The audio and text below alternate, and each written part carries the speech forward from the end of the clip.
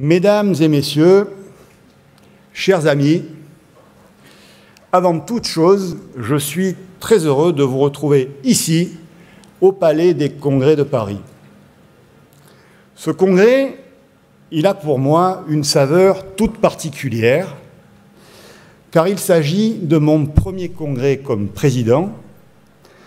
Cette présidence, j'ai dû l'endosser en urgence, vous le savez, dans un contexte exceptionnel et surtout en mesurant l'ampleur du travail à accomplir. Je n'aurais jamais pu l'assumer sans le soutien et la confiance de tous les membres du bureau et des administrateurs.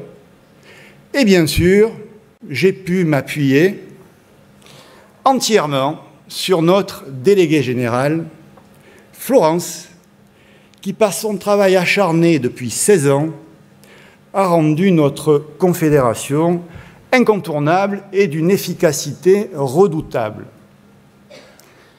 Cette présidence faisait sens pour moi, comme vous le savez, au regard de mon engagement syndical de longue date, mais également parce que je suis un chef d'entreprise œuvrant dans plusieurs champs représentés par notre confédération.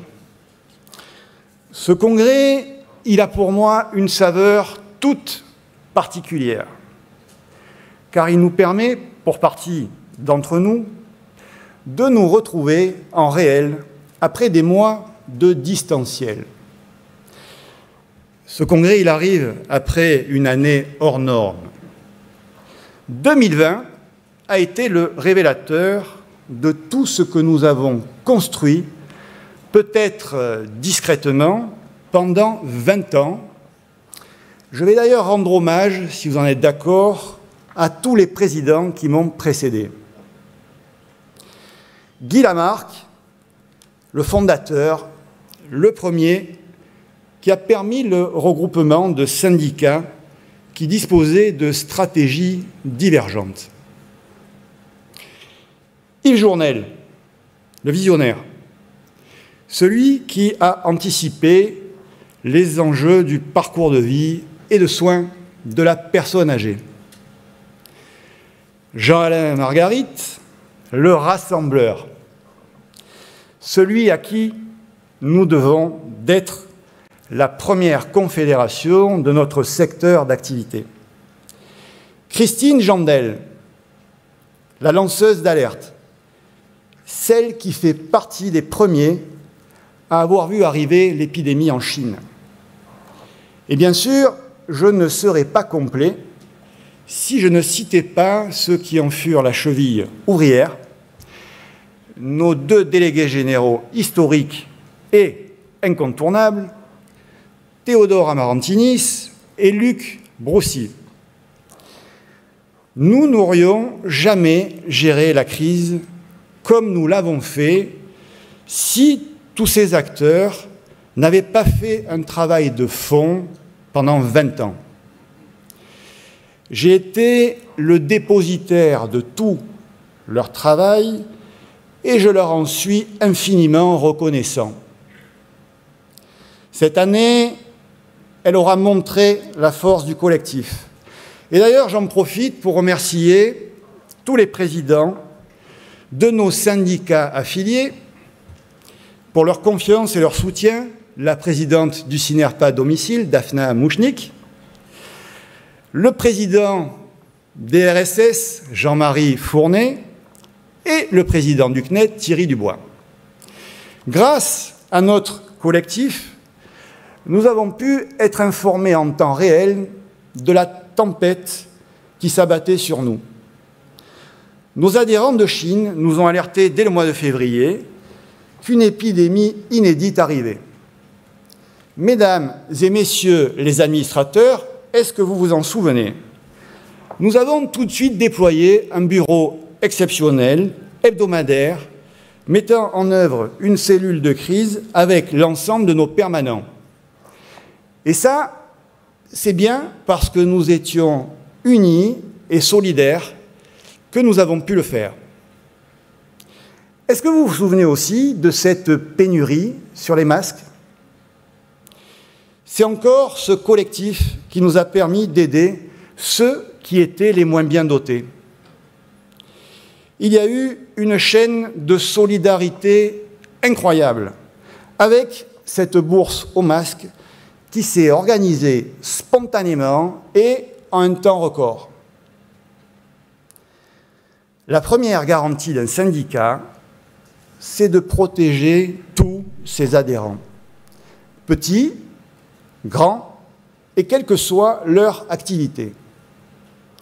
Ce principe, qui était le principe fondateur du Synerpa il y a 20 ans, il a été mis en œuvre pendant cette crise de manière exceptionnelle.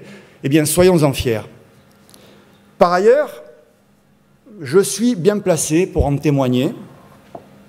Cette crise a frappé différemment les territoires. Vous le savez, je suis opérateur en région PACA.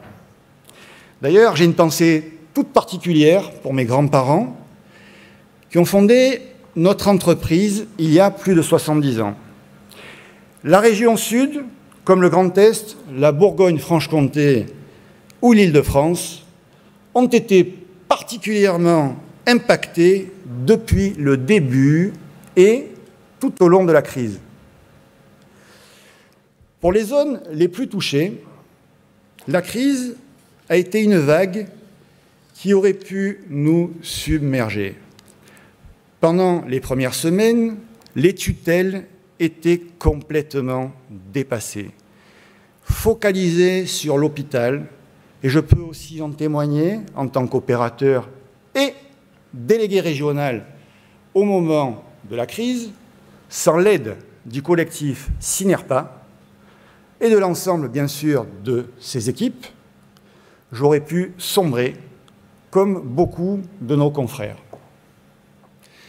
Le Synerpa, il a pu nous aider grâce à tout ce travail de maillage territorial qui a été mis en place par nos prédécesseurs. Je veux rendre hommage aux élus régionaux, aux élus départementaux, mais aussi aux conseillers techniques régionaux qui ont coordonné l'ensemble de nos actions. Et bien sûr, j'ai une pensée toute particulière pour l'ensemble de nos salariés en première ligne, sans lesquels nous n'aurions jamais pu tenir. Aujourd'hui, le temps de l'urgence, il est derrière nous. Notre très chère déléguée générale, Florence, avec toute son énergie, sa ténacité, nous a permis de surmonter cette crise et surtout d'enclencher la sortie de crise. Je la remercie sincèrement pour toute son action et sa mobilisation permanente. Je la remercie pour les combats qu'elle continue de mener avec une pugnacité qui ne faiblit pas.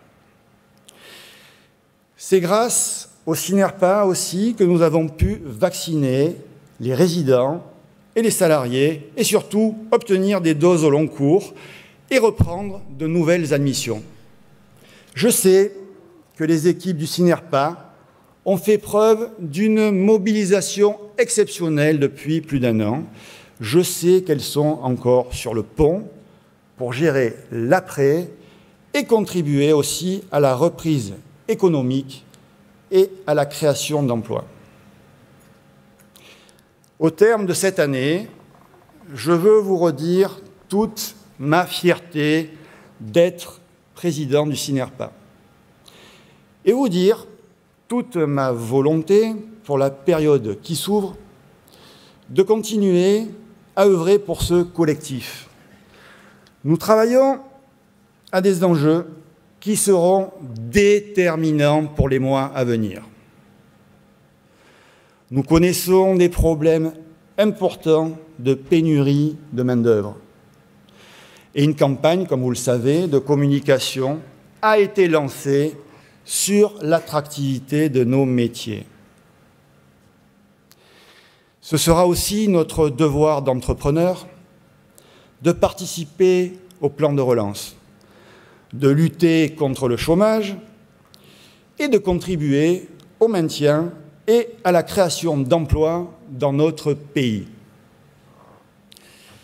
Et nous apporterons des solutions en faveur de l'économie et de l'emploi pour que les prochains candidats à l'élection présidentielle intègrent nos enjeux dans les priorités de la prochaine mandature. Au-delà de ces enjeux économiques, cette crise a à la fois révélé des lourdeurs bureaucratiques tout en déverrouillant des blocages administratifs, lesquels nous dénoncions depuis des années. Et je ne prendrai que 2 exemples. Celui des services d'aide et de soins à domicile qui ont pu intervenir du jour au lendemain en EHPAD pour soulager nos équipes en tension. Et celui de la Convention nationale FHP-Synerpa, je salue d'ailleurs le président de la FHP, Lamine Garbi, de nous faire l'honneur de sa présence, laquelle convention a permis de suppléer les difficultés qu'avaient nos adhérents pour hospitaliser les résidents atteints du Covid au sein des hôpitaux publics.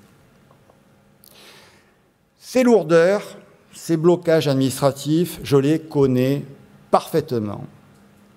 Comme vous toutes et tous, je vis avec depuis le début de ma carrière.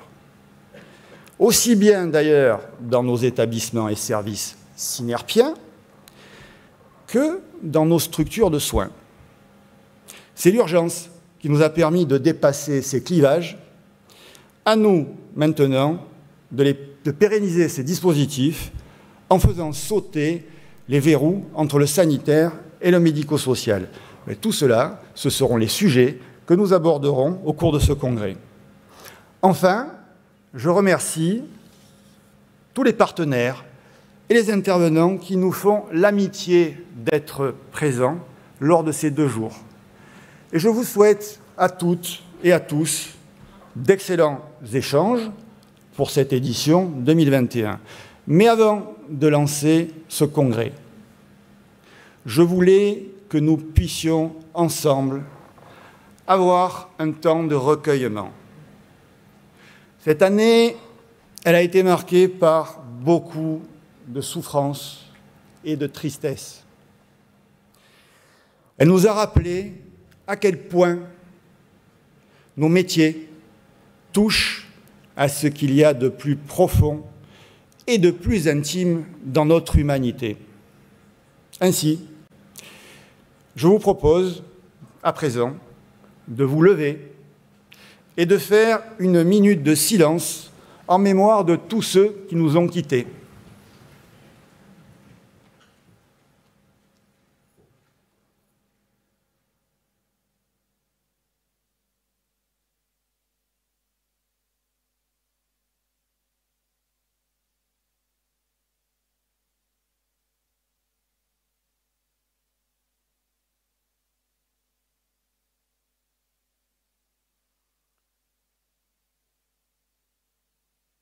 Merci à tous. Je déclare maintenant le 20e congrès du Synerpa ouvert. Merci.